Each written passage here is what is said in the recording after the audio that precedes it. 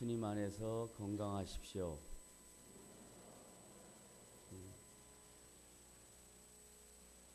지금 이미 신종플루라는 바이러스가 생겨서 많은 분들이 감기 몸살로 고생을 합니다. 그게 이제 전혀 예기치 않았던 바이러스였기 때문에 신종플루라는 단어를 썼는데, 요즘은 이제 신종플루가 아니라 구종플루라고 그렇게 명명하는 분들도 계시더라고요. 다들 한절기에 건강 조심하시길 바랍니다. 많은 분들이 감기와 다양한 질병들로 예배에 참여에 불참하신 것 같아 마음이 조금 무겁습니다. 성도들이 건강하고 그리고 각자 여러분의 삶 속에 좋은 일만 있을 수는 없지만 특별한 문제 없이 주의 은혜 가운데 한 걸음 한 걸음 나아지는 인생들이 되기를 원하는 목회자의 마음이 있습니다. 오늘 사도 바울이 로마서 8장 15절로부터 17절까지 우리에게 주시는 말씀은 계속 이어지는 내용들입니다.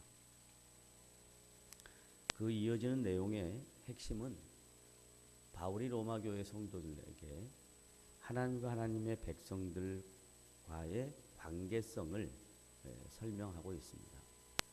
그래서 지난 주에는 그 관계성을 아바, 아버지라, 앞에 있는 아바라는 어원은 예수님이 종종 사용하셨던 아람어입니다. 그리고 뒤에 나오는 아버지라는 우리말로 번역된 아버지는 헬라어로 파테르에서 아람어와 헬라어가 반복적으로 사용되어서 하나님과 하나님 백성들 사이의 관계가 매우 인격적이고 친밀한 관계이다 라는 것을 지난주에 말씀을 드렸습니다. 그럼에도 불구하고 로마 교회 성도들 안에 그 인격적이고 친밀한 관계에 훼손이 되는 일, 그리고 갈등이 생기는 일, 그리고 어떤 문제 앞에서 회의가 드는 일들이 있었습니다. 예를 들면 유대인들은 하나님과 관계성 속에서 말씀을 불순종할 때 징계를 많이 받았습니다. 역사 속에서. 개인의 삶 속에서도 그렇고 공동체의 삶 속에서도 그래서 그 징계로 인한 두려움과 하나님에 대한 무서움이 있습니다. 그래서 유대인들의 마음속에는 하나님 하면 두려운 분과 무서운 분으로 그들의 심중 속에 하나님에 대한 신관이 자리 잡고 있습니다. 반면에 이방인들도 하나님이 아닌 인간 자신들이 만든 신들을 섬기는데, 인생살이에 희노애락 가운데 좋은 일, 즐거운 일 빼고 어려운 일, 이해되지 않는 일, 안타까운 일, 그런 일이 생기면 그 신을 두려워하거나 무서워하는 존재로 이해하게 됩니다.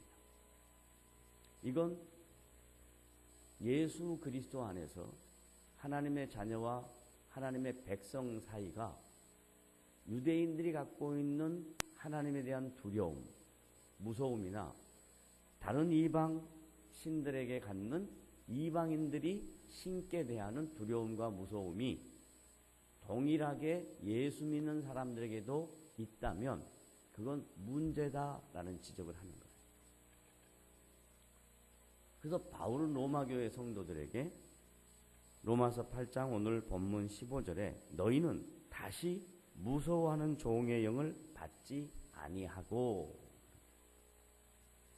예수 그리스도를 통해서 하나님과 하나님의 백성이 된 로마 교회 안에 유대인 성도나 헬라인 성도, 그리고 주님 오시는 그날까지 예수 믿는 모든 사람은 그리스도의 영 안에서 하나님과 관계가 이제는 무서워하는 관계가 아니다라는 겁니다.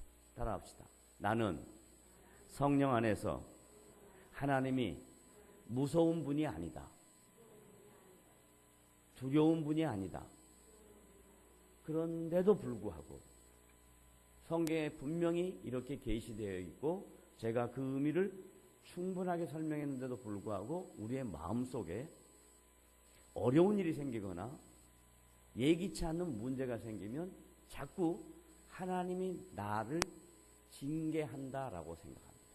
그걸 우리의 표현으로 바꾸면 하나님이 나를 매를 대신다. 하나님이 나를 밟으신다. 이렇게 생각합니다. 그게 아니고요. 매를 대거나 밟는 거나 징계하는 게 아니라 하나님이 우리를 하나님의 사람들로 만들어가게 하기 위해서 훈련을 시키는 겁니다. 그러니까 매라는 개념과 훈련의 개념은 전혀 다릅니다. 훈련을 시킬 때 그 과정과 방법이 매처럼 느껴질 수는 있습니다. 예를 들면 군인들이 내일 전투하는 거 아닙니다. 내일 전쟁 난 거 아닙니다. 그런데도 불구하고 마치 내일 전쟁 나는 것처럼 매일 훈련을 합니다. 그런데 그 훈련이 굉장히 힘이 듭니다. 어렵습니다. 지칩니다. 그런데도 불구하고 언제 있을 줄도 모르는 전투와 전쟁을 위해서 훈련을 받는 것처럼 하나님이 하나님의 백성들의 인생 속에 우리를 하나님의 사람들로 만들어내기 위해서 영광스러운 주님의 나라에 들어가게 하기 위해서 우리를 훈련을 시킬 수는 있습니다. 그 과정이 힘들 수는 있습니다. 어려울 수 있습니다. 마치 징계처럼 느껴질 수 있습니다. 그러나 그것은 절대로 징계가 목적이 아닙니다. 훈련을 통해서 하나님과 더 깊은 인격적 관계와 하나님의 자녀에게 허락하실 복을 허락하시기 위한 서곡입니다. 이 정리가 안 되면 신앙생활하면서 너무나 많은 갈등과 회의가 생깁니다.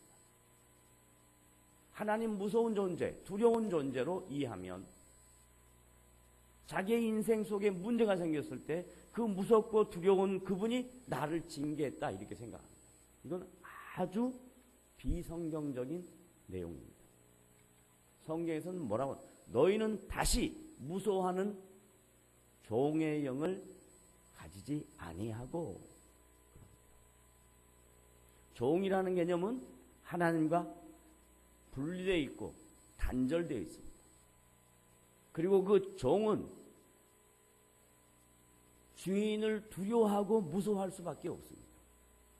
그런데 바울은 로마교회 성도들에게 너희는 다시 무서워하는 종의 영을 가지지 아니하고 이렇게 분명하게 우리에게 정리합니다. 그러므로 다 같이 한번 따라합시다. 예수 안에서 나와 하나님과의 관계는 무서운 관계다. 두려운 관계다. 아니다. 정확하게 정리하셔야 돼요. 정확하게. 그러면 이제 무서운 존재도 아니고 두려운 존재도 아니다. 인격적 관계고 아버지고 친밀한 관계다. 그걸 어떤 단어를 사용해서 확인을 시키고 분명하게 정리하냐면 양자라는 단어를 씁니다. 양자. 무슨 자? 양자.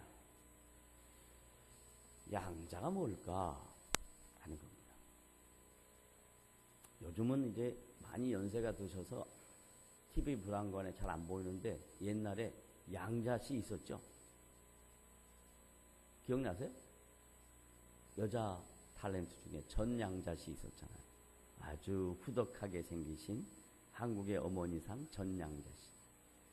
그 양자가 이름이 아니고 양자의 개념입니다. 바울은 지금 로마교회 성도들에게 양자의 개념을 설명하고 있어요.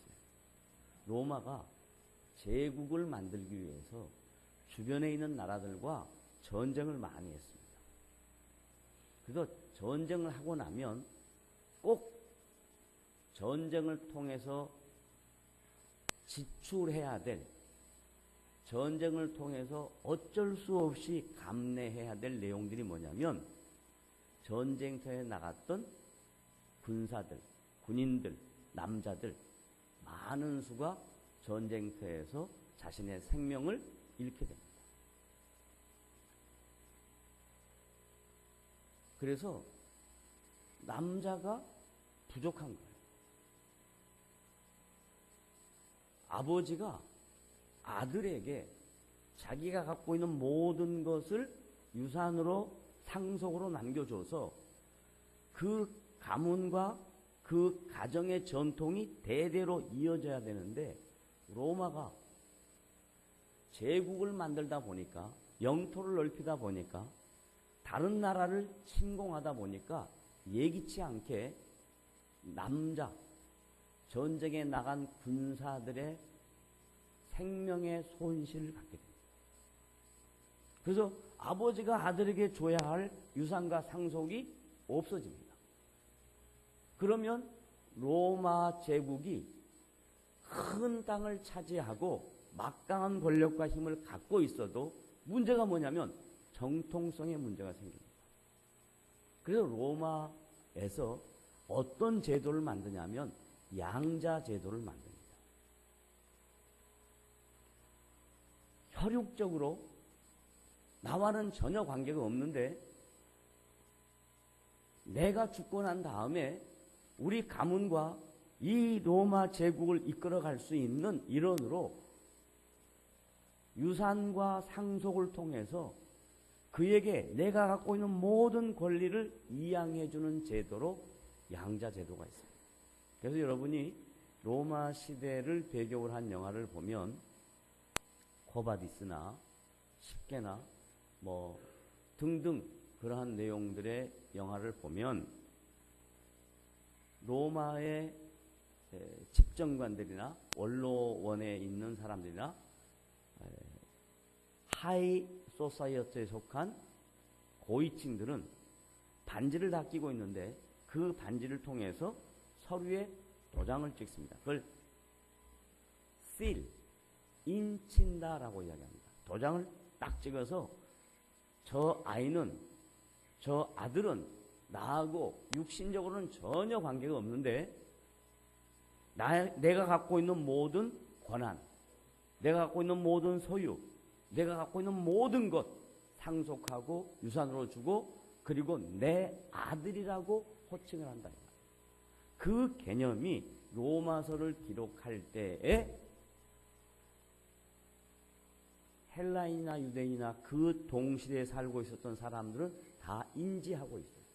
그래서 바울이 하나님과 하나님의 백성들의 관계를 양자라는 말과 아들이라는 말로 친밀감을 갖도록 설명하기 위해서 성령께서 우리를 예수 그리스도의 십자가의 보혈로 하나님의 아들, 자녀, 양자 삼으셨다.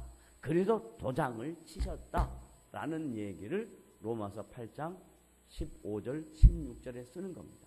왜냐하면 로마교회 성도들이 자꾸 신앙생활하면서 자신들에게 있는 하나님과의 관계성이 자기가 잘할 때는 내가 하나님의 자녀인 것 같고 자기가 못하고 문제가 있을 때는 하나님의 자녀가 아닌 것 같고 그래서 하나님이 무서운 분이고 두려운 분으로 이렇게 자꾸 인식을 하니까 신앙이라는 것은 예수 그리스도 안에서 하나님의 자녀가 된 것은 양자가 된 것은 너의 형편과 자격과 조건에 의해서 이렇게도 되고 저렇게도 되는 그런 것이 아니라 우리의 형편과 처지와 관계없이 하나님은 우리를 양자 삼았다. 아들 삼았다.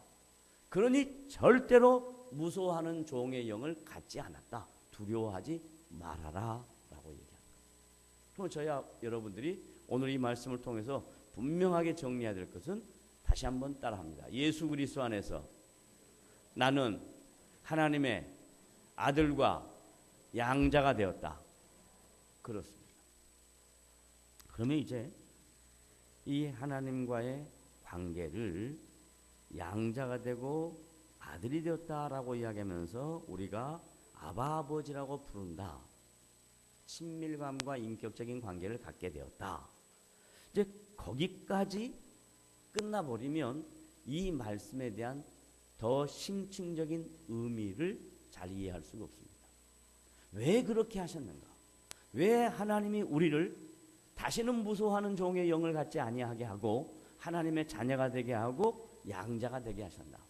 그 다음 말씀에서 그 질문에 대한 해답을 이렇게 합니다. 16절 다 같이 읽어봅니다. 시작. 성령이 친히 우리의 영과 더불어 우리가 하나님의 자녀인 것을 증언하시나니. 이 16절의 주가 뭐예요? 성령이에요. 잘 들으세요. 지금 이 논지의 가장 중요한 핵심이 뭐냐면 성령에 대한 이해입니다. 그런데 우리가 성령을 이렇게 잘못 이해할 수 있습니다. 성령을 큰 능력과 큰 힘을 갖고 있는 초월적인 영적 존재, 이렇게 이해할 수 있습니다. 그래서 큰 능력과 초월적인 영적인 존재인 성령이 우리에게 오시면 해결 안 되고 문제가 있고 병들어 있고 그런 모든 것을 다 깨끗하게 원인도 없이 해결해 줄 수 있는 막강한 힘을 갖고 계신 분으로 성령을 많이 이해합니다. 그래서 성도들이 성령을 기대할 때, 성도들이 성령을 받기를 원할 때 대부분 그 동기를 보면 자기의 인생 속에 있는 문제를 해결하는 목적과 수단과 방편으로 성령을 이해합니다. 그런데 성경에서 말하는 성령의 역할은 그런 역할이 아닙니다. 그건 부차적인 겁니다. 그건 관계가 형성되고 난 다음에 그럴 수도 있고 안 그럴 수도 있는 겁니다. 그건 성령이 주도가 되어서 그분이 원하시고 그분이 계획하고 그분이 이끌어 가실 때 필요하다라고 생각하시면 그런 일도 일어날 수 있습니다. 그러나 성령 자체를 상식을 초월해서 이성을 초월해서 막강한 힘으로 작용되는 그런 영적인 상태를 성령으로 이해하면 기독교 신앙이 완전히 이상하게 됩니다. 성령을 추구하는 사람은 맨날 그것만 하는 거예요. 그러지 않습니다. 성령은 우리에게 첫째, 하나님이 어떤 분인가를 알려주십니다. 바로 앞에 뭐라고 이야기했냐면 바울이 아바 아버지라고 그랬어요. 성령이 아니고는 하나님을 아바 아버지라고 부를 수가 없어요. 내가 하나님을 아바 아버지라고 부른 것은 이미 내 안에 뭐가 계시는 거예요? 성령이 계시는 거예요. 따라합시다. 내 안에 뭐가 계시니? 성령이 계시니 하나님이 나의 누구다? 아바 아버지다.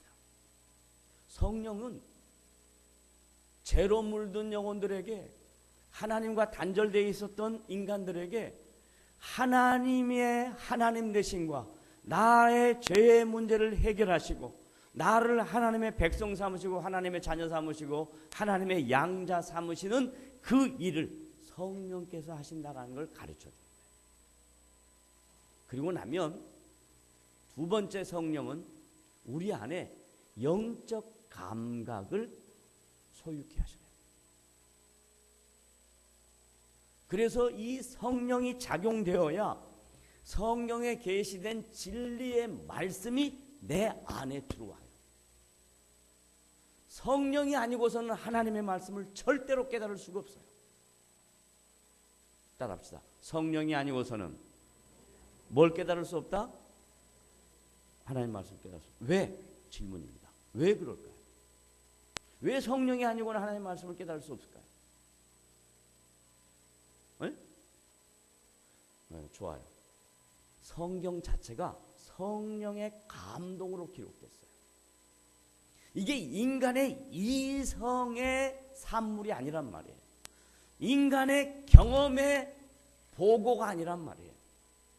성경은 어떤 개인이 훌륭한 사람이 똑똑한 사람이 능력 많은 사람이 인생을 살다가 자기가 경험하고 체험한 하나님을 기록한 게 아니에요. 어떤 사람이 공부를 많이 해서 신은 이럴 것이다 해가지고 기록한 게 아니에요. 성경은 성령의 감동으로 기록했어요.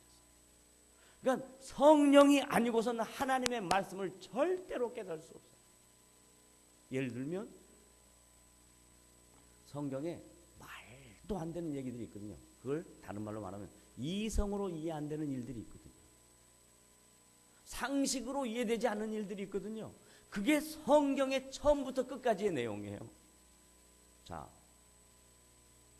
성경의 처음이 창세기 1장 1절이에요. 성경에 시작하는 거예요. 창세기 1장 1절 시작. 뭔 대체 하나님의 말씀이 계시니라. 그건 요한복음 1장 1절이고 그게 틀린 건 아니지만 그것도 연관은 돼 있어요. 그렇지만 창세기 1장 1절 태초에 하나님이 천지를 창조하셨다. 그러면 생각해봐요.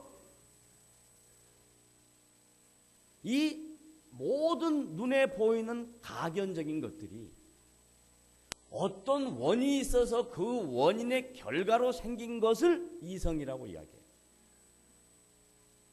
그걸 상식이라고 이야기하는 거예요. 이성과 상식을 이야기해 볼게요. 내가 지금 이 역사 속에 존재하는데 내가 역사 속에 존재하는 내가 어느 날 갑자기 공중 낙하해서 대한민국 어느 곳에 딱 태어났다. 상식적으로 말이 돼요, 안 돼요? 돼요, 안 돼요? 안 되잖아요. 누가 있어서 제가 태어난 거예요? 아빠와 엄마가 있어서 태어난 거잖아요. 그죠? 그러면 거슬러 올라가면 하나님이 모든 인간들에게 하나님의 형상으로 지음받은 아담과 하와를 통해서 하나님이 창조한 아담과 하와를 통해서 이 땅에 내가 있게 된 거예요. 그것을 이성과 상식으로 이해가 안 되는 거예요. 목사님, 아담과 하와가 대한민국에서 태어났나요? 그 사람이 무슨 관계가 있어요? 그러면 우리가 아씨가 돼야 되잖아요. 근데 저는 김씨잖아요. 목사님 그게 말이 되나요? 그렇게 이해되는 게 이성이고 상식이에요. 그런데 성경은 이성과 상식과 관계없이 성령의 감동으로 성경을 기록하신 첫 번째 멘트가 하나님이 주어예요. 천지를 목적어예요. 창조하셨다 동사예요. 하나님이 행하신 일이 있다 이 말이에요. 이것이 믿어질 때 아하, 성경의 말씀은 성령의 감동으로 기록되었구나 라고 믿어지는 겁니다. 그래야 성경에 있는 모든 내용들이 내 믿음과 신앙에 유익한 것이 되지, 그 말이 안 믿어지고 이해가 안 되면 성경과 여러분의 신앙은 관념적인 거예요. 그리고 종교적인 거예요. 그리고 일상생활이 되는 거예요. 교회에 오는 게 주일날 일상생활 중에 하나예요. 종교적이란 말은 뭔 말이냐면 모든 종교가 있는데 그 중에 내가 기독교 선택했다 이거예요. 관념적이란 말은 뭐냐면 교회 1년만 다니면 교회 생활을 어떻게 하는가 다 알아요. 이건 신앙이 아니에요. 신앙은 성령께서 나를 하나님의 자녀 삼고 양자 삼고 백성 삼은 것 믿고 성경에 기록된 계시의 모든 말씀을 믿고 말도 안 되는 이야기인 것 같지만 그 하나님은 지금도 살아계셔서 액팅을 하고 계신다. 일하고 계신다. 그걸 믿는 게 신앙의 가치예요. 성도가 성령을 인정하는 행위예요. 그 다음에 성령은 우리로 하여금 죄를 깨닫게 해요. 자기의 허물과 연약함을 알게 해요. 사람은요 다 자기를 돌아봐요. 다 자기를 반추해봐요. 그래서 생긴 중요한 말이 있어요. 다 어른이 되면 나이가 들면 다 뭐라 그래요? 자기를 반추하면서 뭐라 그래요? 모르시나? 반추를 안 하시는구나. 저는 반추를 많이 하는데. 그래서 늘 이렇게 해요. 그럴 걸. 그때 집을 살 걸. 그때 집을 팔 걸. 그래. 그때 내가 이걸 선택할 걸. 그래. 모든 인간은 다 자기의 삶에 대하여 반추하게 돼 있어요. 그런데 반추한다고 그걸 돌이킬 수가 없어요. 지나간 시간을 절대로 돌이킬 수가 없어요. 절대로 돌이킬 수가 없어요. 그러면 성령이 우리에게 뭘 깨닫게 하냐면 우리의 허물과 연약함을 깨닫게 해서 그 허물과 연약함을 회복시키는 일을 성령이 하세요. 여러분의 의지로는 절대 안 돼요. 지금 벌써 2월 달이 되었어요. 며칠 전에 새해가 시작된 것 같은데 벌써 한 달이 지나고 2월 둘째 줄이 되었어요. 여러분이 한 해 시작할 때 이렇게 해봐야지 각오했을 거예요. 근데 시간이 지나면서 또 다 허물어졌어요. 안 되는 거 여러분 스스로 알아요. 그런데 안 될 때 어떻게 반응하냐면 그렇게 할 걸로 반응하는 것은 신자의 자세가 아니에요. 신자는 적어도 성령이 우리 안에 계시면 우리의 죄에 대하여 지적해요. 여기서 말하는 죄라는 건 허물이에요. 연약함이에요. 인간이 갖고 있는 의지의 약함이에요. 그것을 성령이 우리에게 깨닫게 하세요. 그러면 깨닫게 하신 그걸 받아들여서 그렇습니다. 하나님, 내가 이렇게 연약합니다. 내가 이렇게 부족합니다. 도와주십시오. 그럴 때 성령께서 여러분의 인생에 도움이 되신다는 것을 믿으시기를 바랍니다. 이게 성령의 사역. 수도 없이 많은 성령의 사역이지만 오늘 본문에서 성령의 사역을 여기까지만 정리하겠습니다. 그래서 성령이 친히 우리 영으로, 다른 말로 말하면 성령 기계적인 거 아니에요. 일방적이지 않아요. 하나님이 우리를 당신의 백성 삼으실 때는 일방적이었어요. 그러나 이제 백성이 되고 난 다음부터 우리와 관계를 유지할 때는 쌍방강이에요. 왜냐하면 인격적이니까. 그 다음에 가면 로마서 8장 28절에 나와요. 분명히 성령이 우리에게 일방적이지 아니하고 인격적으로 기다리세요. 기다리는 정도가 아니라 친히 우리를 위해서 날마다 간구해 주세요. 그건 그때 좀 더 설명하기로 하고, 하여간 성령이 우리에게 비인격적이고 기계적이고 로봇처럼 우리를 만드시지 아니하고 우리를 인격으로 이해하고 기다려주시고 참아주시고 우리를 위하여 간구해 주시는 분이 계셔요. 그게 바울이 로마교회 성도들에게 안타까운 마음으로 하고 싶은 거예요. 왜냐하면 종교라는 것은 경외심이 있기 때문에 두려움과 공포, 무서움이 있을 수밖에 없어요. 그런데 바울은 로마교회 성도들에게 지금 내가 말하는 복음은 일반적인 종교에서 갖는 신에 대한 경외, 이거 아니다. 뭐냐? 아버지다. 그래서 친밀하다, 요 이야기를 하는 거예요. 그러니 친밀한 관계에 있는 너희가 이렇게 돼야 되지 않겠느냐. 그게 16절까지 내요. 마지막 17절 다 같이 시작. 자녀이면 또한 상속자. 이 말은 뭔 말이냐면 아까 양자에 대한 개념이에요. 아들이면 당연히 부모가 갖고 있는 유산 이렇게 내려오겠죠. 근데 양자일 경우는 일반적으로 이해할 때 어떻게 이해하냐면 아들과 다르다라고 생각해서 상속을 못 받을 거라고 생각해요. 근데 바울이 로마 시대 상황을 설명하면서 전쟁 나가가지고 전쟁터에서 죽어버린 그 아버지의 유산을 누가 받냐 이 말이에요. 아버지가 죽기 전에 세운 양자에게 다 줄 수 있다. 그래서 상속자라. 자녀이면 상속자요. 그 다음 다 같이 시작.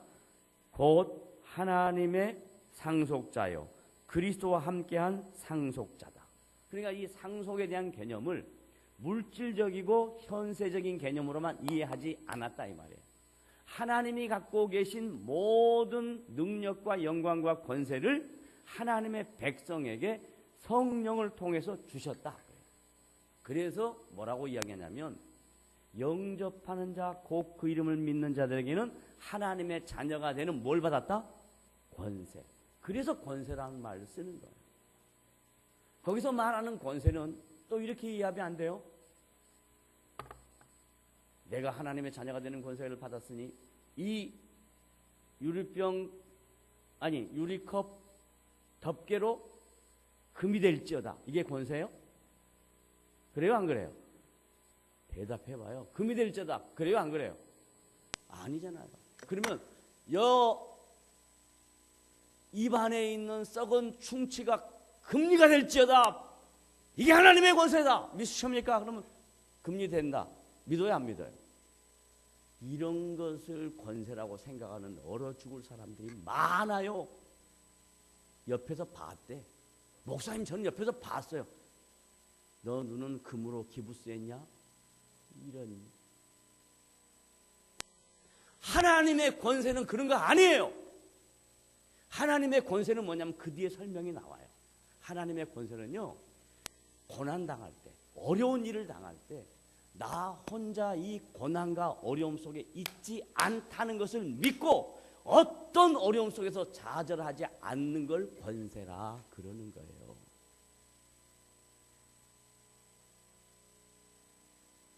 이게 금이 되면 내가 왜 지금 여기 앉아 있겠어요?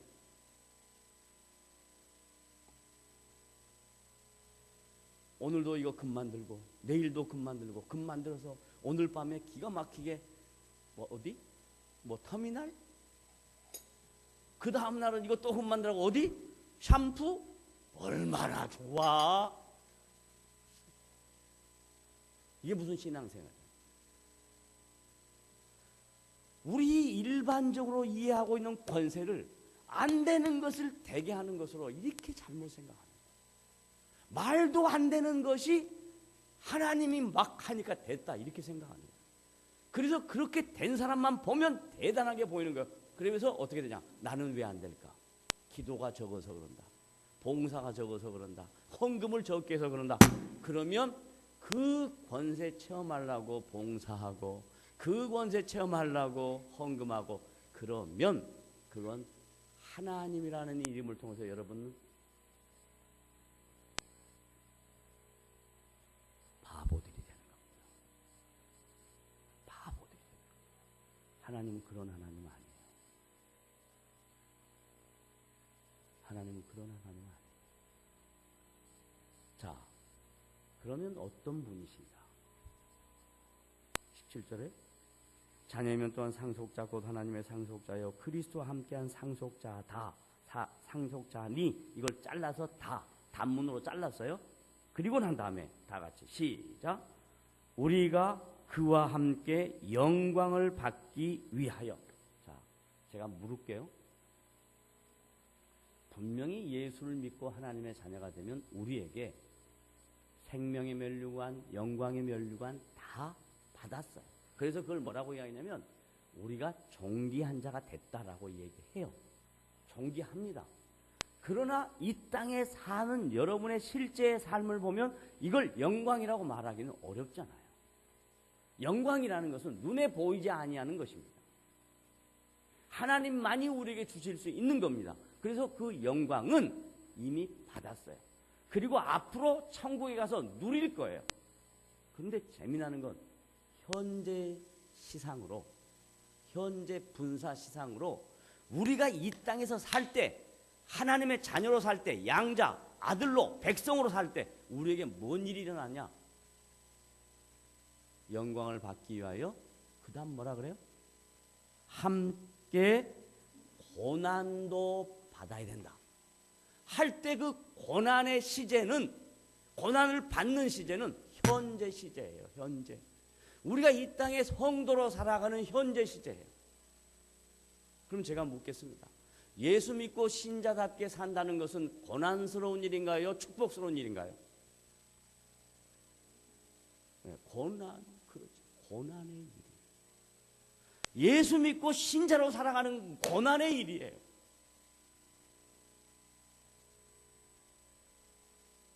그래서 예수님이 말씀하세요. 너희는 세상의 소금이요 빛이다 그럴 때, 소금이 되려면 고난을 통해서 소금이 되나요? 영광을 통해서 소금아 영광을 발하여라. 그래서 소금이 되나요? 너희는 세상 어둠을 밝히는 빛이 되려면 빛이 되기 위해서 얼마나 어렵겠어요. 그 빛을 하나님 우리를 만들어 주셨지만 빛답게 살기 위해서는 너무너무 어려운 거예요. 소금으로 산다는 것 자체가 너무너무 어려운 거예요. 그런데 신앙생활을 마치 가위바위보 해가지고 땅 따먹게 하는 것처럼 하는 거예요. 기도 한 방 하고 나면 끝나는 거예요. 에? 우리가 성도들을 위해서 같이 축복해주고 같이 기도해주면 다 되는 것처럼 착각하는 거예요. 그건 신앙을 빌미로 카다르시스가 되든지 신앙을 빌미로 정신 나간 사람이 되든지 둘 중에 하나예요. 신자는 생각해야 합니다. 분별해야 합니다. 그리고 이해해야 합니다. 그건 전부 다 삶에서 녹아나는 여러 가지 갈등과 고민과 어려움 속에서 하나님의 하나님 되심을 배워가는 거예요. 이게 신앙생활이지. 신앙생활을 가위바위보 해가지고 땅 따먹게 하는 것처럼 그렇게 신앙생활을 하는 거 아니에요. 왜냐하면 고난의 길이니까. 그럼 보세요. 지금 바울이 이야기하고 있는 고난의 의미는 이겁니다. 로마 황제가 신이에요. 그런데 기독교인은 로마 황제를 신이라고 인정하지 않아요. 하나님만이 신이라 그래요. 그러니까 로마 시대에 예수 믿는 사람은 어려웠을까요? 즐거웠을까요? 어렵죠. 매를 맞죠. 핍박을 당하죠. 경제적인 손해를 봅니다. 어떻게 하냐면 로마 황제가 특별히 네로 황제, 여러분이 잘 아는 네로 황제가 기독교를 핍박할 때 어떻게 했냐? 크게 두 가지만 이야기할게요. 교회에서 성찬 예식을 합니다. 그리고 초대교회 때는 성찬 예식을 매주에 했습니다. 왜냐하면 그리스도의 십자가의 고난과 부활의 영광을 매주 확인하기 위해서 성찬 예식을 했어요. 그 성찬 예식의 두 가지입니다. 하나는 포도주, 하나는 뭐? 떡. 그럼 떡이 뭐예요? 예수님의 몸을 상징하는 거예요. 잔이 뭐예요? 포도주가 뭐예요? 피. 그러니까 어떻게 네로 황제가 기독교를 핍박하냐면 기독교인은 피를 먹고 몸을 인육을 먹는 그런 식인종이다 라고 하고 핍박을 합니다. 일리가 있잖아요. 몸을 먹고 피를 마십니다. 그 다음에 화제를 일부러 내서 돌아가지고 그게 이제 스키조프레니아라고 하는 정신분열이 되면 과대망상을 합니다. 이 과대망상을 해서 자기가 이 로마를 마음껏 다스릴 수 있다라고 생각해서 불을 일부러 냅니다. 다시 지면 되니까 불을 내서 기독교인들이 화재의 범이다 이렇게 잡아. 그 예수 믿었다는 것 때문에 사형장에 끌려가는 거예요. 사자의 밥이 되는 거예요. 검투사의 칼에 맞아 죽는 거예요. 이게 초대교회 성도들의 신앙생활이었어요. 그러니까 바울이 그렇게 고통당하는 사람들에게 뭐라고 이야기하냐면, 야, 너희들이 하나님의 자녀가 되었지, 존귀한 사람이 됐지, 주님의 나라 가면 영광의 면류관을 받아. 그런데 이 땅에 사는 동안은 고난을 당해. 어려움을 당해. 잊지 마. 두려워하지 마. 무서워하지 마. 고난 당하는 것 때문에 하나님이 너를 징계한다고 생각하지 마. 너희는 다시 무서워하는 조국의 영을 갖지 않았어. 아버지와 관계를 맺었어. 그러니 두려워하지 마. 고난이 있느냐? 그러면 고난을 초대교회 때는 그랬습니다. 그러면 우리 시대의 고난은 뭘까요? 대부분 우리 시대의 고난은 육체의 질병, 경제, 조금 요즘 가면 이제 3만 불 정도 시대가 되면 멘탈, 정신입니다.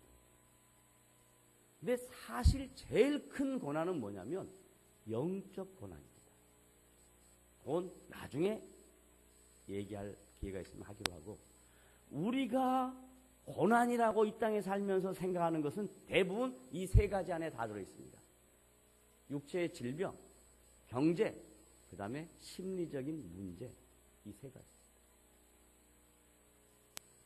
그러면 성경에서는 본질적으로 신자이면, 하나님의 자녀이면 고난을 받게 되기 때문에 세상 사람들처럼 엄청나게 많은 부를 갖고 사는 사람들이 아니다. 이게 전제예요, 전제.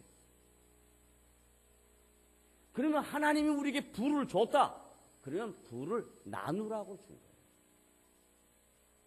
부를 세상의 주님을 위해서 사용하라고 준 거예요. 너 잘 먹고 잘 살아라. 기도 많이 해가지고 돈 많이 벌어서 풍성해서 배 퉁퉁 두드리며 살아라. 이거 아니라고요. 근데 우리 신자들은 잘못 이해하고 있어요. 예수를 믿는 게 고난이라고 이야기하는데도 불구하고, 목사님 저는 고난이 싫어요. 옛날에 우리가 찢어지게 가난하게 살다 보니까요, 나는 예수 제대로 안 믿어도 좋아요. 찢어지게 가난하게 살고 싶지 않아요. 그건 신자의 자세가 아니에요. 과거에 내가 어떻게 살았든지 관계없이 우리가 신자로 이 땅에 살면 하나님이 우리에게 고난이라는 과정, 이 단계를 허락했다면 겸허히 받아야 돼. 왜? 내가 주인이 아니니까. 그래서 육체적인 고난, 물질적인 고난, 정신적인 고난을 다 당하고 살 수밖에 없습니다. 그러면 하나님이 왜 우리에게 고난이라는 과정을 주셨을까? 시편 119편 72절에 보면, 따라하십시오. 고난은 내게 유익이라. 다시 큰 소리 해요. 고난은 내게 뭐라고요? 자, 여기까지 딱 잘라서 물어볼게요. 여러분에게 묻는 겁니다. 내 인생 속에 있는 고난이 나에게 성경에 기록된 것처럼 유익이라고 믿는 사람 한번 손 들어봐요. 야, 역시 남산이네. 어떤 사람 막 이렇게 해도 드네. 남산이네. 대부분 모든 성도들은 하나님에 대한 신앙과 성경에 계시된 고난에 대하여 전혀 다른 생각을 합니다. 고난 당하면 다들 어떻게 생각하냐면 하나님이 나를 징계한다고 생각하거나 내가 뭘 잘못했다고 생각합니다. 그러지 않습니다. 고난은 여러분에게 유익입니다. 왜 유익이냐면 이로 말미암아, 지시대명사예요. 고난으로 말미암아 내가 뭘 배웠냐? 주의 율례를 배웠나이다. 그래. 다른 말로 말하면 하나님의 마음과 하나님의 뜻과 하나님의 생각과 하나님이 나에게 요구하는 것을 고난 전에는 배울 수가 없습니다. 이 말이에요. 고난을 받아봐야 하나님의 뜻을 아는 거예요. 근데 여기에 바울이 하나님과 하나님의 백성들의 관계를 자녀, 아들, 양자, 이 친밀한 관계로 이야기했잖아요. 이 말과 고난을 연결시켜서 제가 묵상한 거예요. 지금부터는 묵상입니다. 하나님이 사랑하는 자에게는 더 고난을 주신다는 것 잊지 마십시오. 이건 세상의 가치와는 완전히 다른 가치입니다. 세상의 부모가 어찌 자기 자녀에게 고난의 길로 몰겠습니까? 그러나 살아계신 하나님은 당신의 거룩한 피로 우리를 당신의 백성 삼으시고 우리를 고난으로 몰 수 있다는 것을 절대로 잊지 마십시오. 왜? 그래야 우리가 주님이 어떤 분인가를 안다 이 말이에요. 우리의 실력이 그만큼 대단하지 않다 이 말이에요. 좋은 일 있어가지고 우리가 하나님 잘 섬길 수 있다? 웃기는 소리 하지 말아라. 그래서 저는 하나 더 붙입니다. 잘 될 때도 잘 나갈 때도 하나님이 행하신 일을 잊지 마십시오. 이거 부탁하고 싶습니다. 반면에 고난 당할 때는 더더욱 잊지 마십시오. 고난 중에 여러분이 하나님의 율례를 배우고 하나님의 하나님 되심을 배울 수 있다는 것을 절대로 놓치지 마십시오. 이게 실제적으로 뭐냐? 곧 죽을 것 같은데 내일 다 번아웃 될 것 같고 뱅크랩 되고 완전히 다 끝날 것 같은데 하나님은 살아계십니다.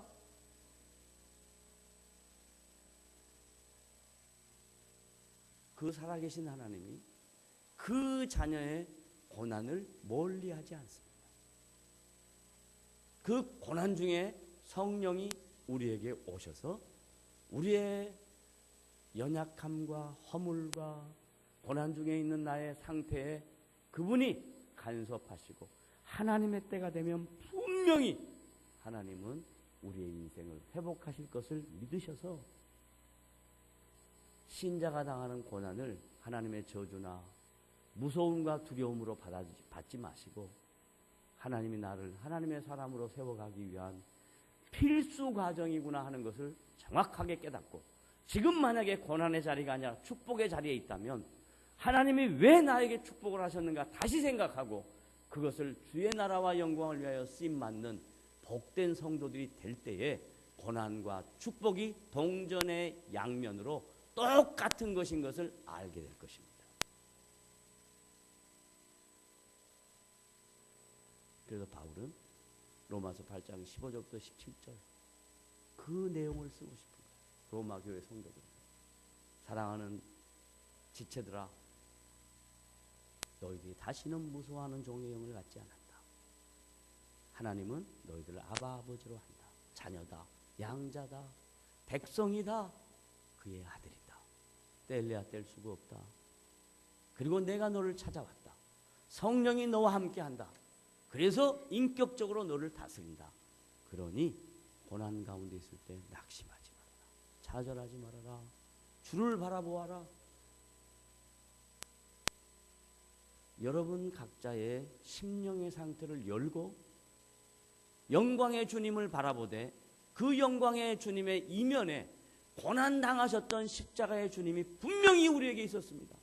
그래서 우리도 그 고난 가운데 있을 때 하나님이 영광의 자리로 우리를 위로해 주실 것을 믿는다면 지금 현재의 삶이 비록 어렵고 힘들어도 좌절하지 마시고 낙심하지 마시고 하나님이 행하실 일을 기대하며 그 하나님을 바라보고 사는 복된 성도들이 되시기를 주님의 이름으로 부탁을 드립니다. 기도하겠습니다. 하나님 아버지 감사합니다. 오늘도 우리에게 귀한 말씀 주셔서 주의 뜻을 알게 하셨습니다. 하나님의 계획과 하나님의 은혜를 깊이 아는 자들 될 수 있도록 도와주시옵소서. 예수님의 이름으로 감사하며 기도드리옵나이다.